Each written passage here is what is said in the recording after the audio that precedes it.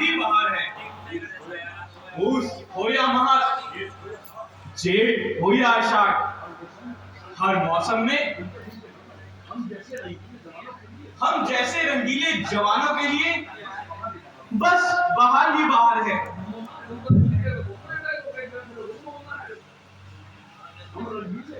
हम रंगीले तो हमारी स्त्री भी रंगीली।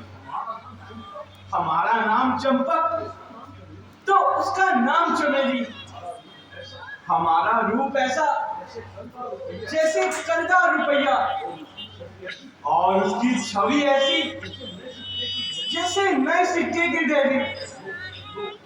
लो, सामने से वह भी आ गई, पर मैं आज ये उदास क्यों है? मेरी अलबेली, नवेली चमेली, क्यों प्यारी, इस उदासी का क्या कारण है? मेरे बूढ़े बाप ने और मेरी बूढ़ी माँ ने तुझे कुछ कहा तो नहीं? उनके द्वारा तेरा कोई अपमान तो नहीं हुआ?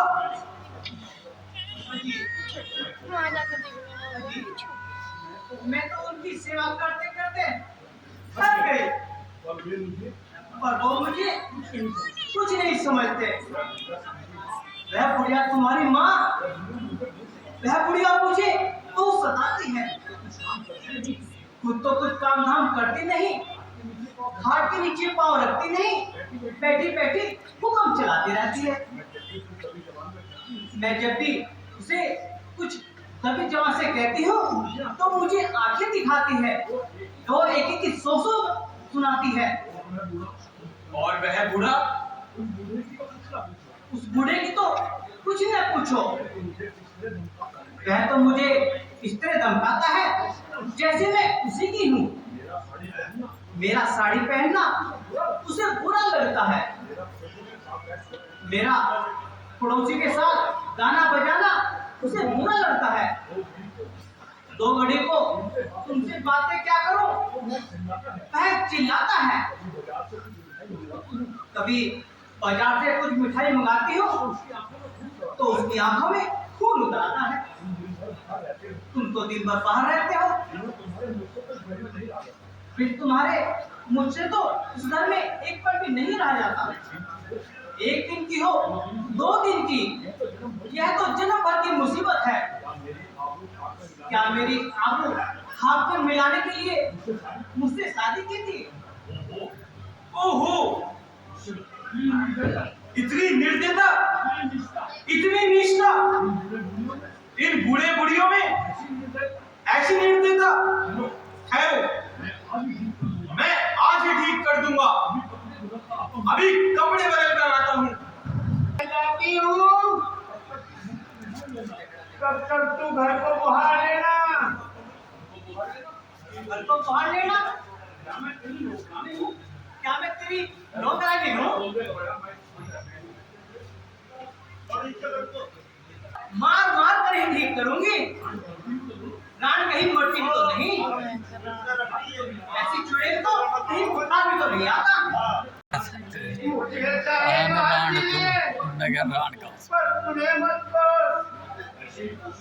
मैं तो ऐसे ही कोसूंगी और खूब कोसूंगी।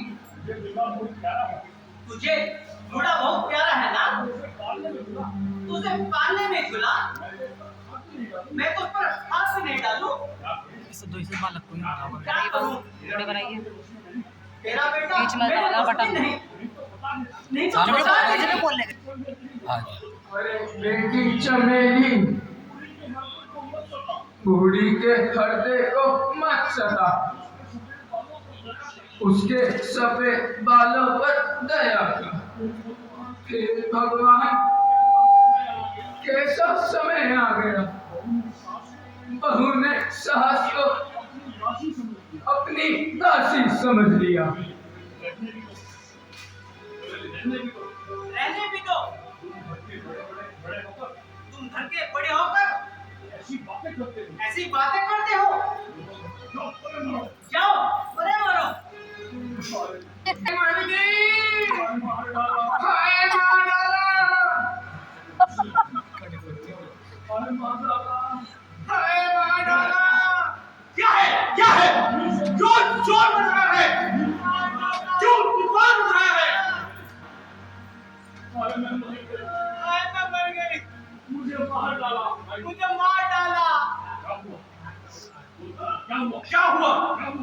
हुआ? तुम्हारी माँ और तुम्हारे बाप ने दोनों ने मिलकर मुझे मारा है और अब मारे हैं। ऐसे सास ससुर किसी के औलादे हैं। बड़ा जुल्म है, बड़ा अंधेर है। ससुर और बहू को मारे। तुम मत रो मेरी चमेली, तुम रोती हो तो मेरा कलेजा टुकड़े टुकड़े हो जाता है।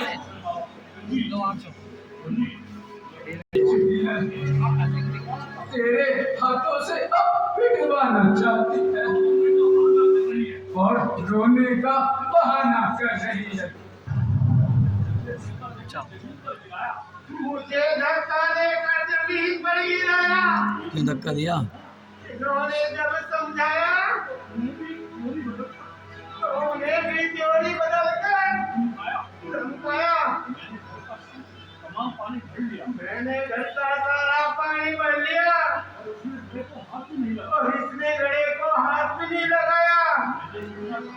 मैंने इतना कहा, तू तुम्हारी बारी दे लेना। तो ऐसा मचाया, सारे घर को सर पे उठाया और अपने गुण नहीं कहोगे कि आप मुझे पीटा है और इन बूढ़े से भी पिटवाया। झूठ है ये, झूठ है, सब झूठ है ये। क्या तुम दोनों सच्चे और ये झूठी? यह बात मेरे कुछ हजम नहीं हुई। मैं तो अब घर में एक घड़ी में नहीं रहूंगी। मुझे अकेले जानकर ये दोनों मेरा गला घोट देंगे तो मैं क्या करूंगी? अगर तुम्हें अपने माँ बाप के साथ रहना है तो मुझे जवाब दे दो। अगर मुझे घर में रखना है तो इन माँ बाप को घर से निकाल दो। देखो जी, अब तक तुम्हारे बेटे ने तुमसे कुछ नहीं कहा। अब तुमने अपना धर्म छोड़कर देख उधर से, देख लो बीच में से खड़े हो गए। बेटे की बहू पर ये अपना देख सके हाथ यहाँ से। उठाया तो बेटा भी नालायक होकर तुम्हारे सामने खड़े हो आया। जाओ, तुम इधर को। हट जाओ। खड़े हो जाओ। बेटा, स्त्री के कारण माँ बाप से लड़ने को तैयार होता है। क्या स्त्री को माँ बाप से ज्यादा समझता है?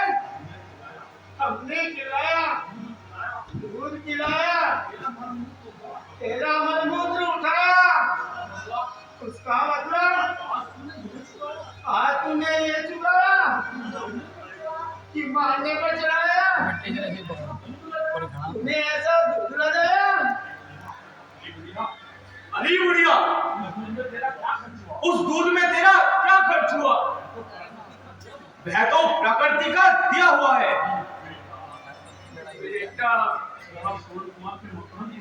जरा श्रवण कुमार के मकान पर जाकर देख कि वह सपुत्र अपने माता पिता की कैसे सेवा करता है और तू हमारे से इस प्रकार लड़ता है। मैं श्रवण जैसा मूर्ख नहीं हूँ। तुम्हारी सेवा करते करते मैं इतना बड़ा हो गया हूँ, परंतु आज तक तुम्हारी तरफ से मुझ पर गालियों की बौछारें ही हुई हैं।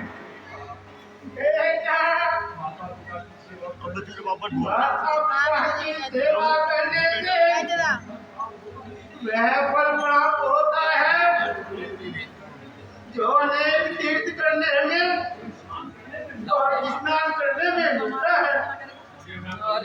मुझे वह फल नहीं चाहिए। गंगा, जमुना, सरस्वती, रामेश्वरम, हरिद्वार, सब तीर्थों में एक है, एक चमेली नाथ। हाय दुनिया वालों, हमारे घर का झगड़ा देखकर हंसते हो। तुम यह नहीं जानते